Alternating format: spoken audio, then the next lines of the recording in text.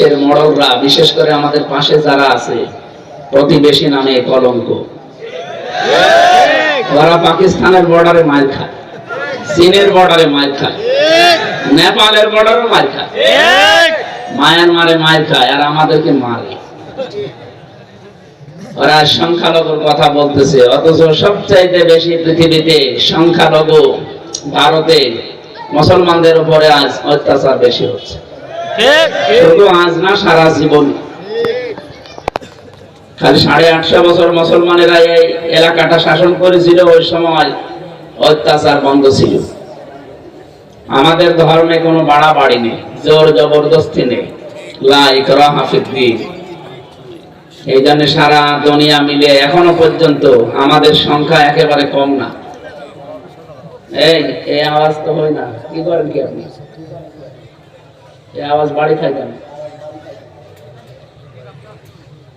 রিভাব দেন, ই করে দেবেন না। 850 কোটির উপরে মানুষ এখন দুনিয়ায়। 2 নম্বরে আমরা আছি। 1 নম্বরে না, আপনার মাইক টাঙানো হয়নি, ওটা বন্ধ করে দেন, ওটা বন্ধ করে দেন।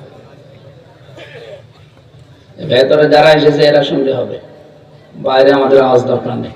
বাইরে অনেকে দেখলো আমার বান্ধবী নিয়ে গল্প করে বেড়াচ্ছে, ওরা এসেছেই থাক, ওদের দরকার নেই।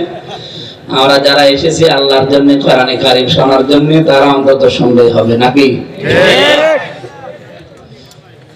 সারা দুনিয়ার দিকে তাকান, এতগুলো মানুষ পৃথিবীতে বাস করে, 257টা রাষ্ট্র, বাংলাদেশ তার ভেতরে একটা।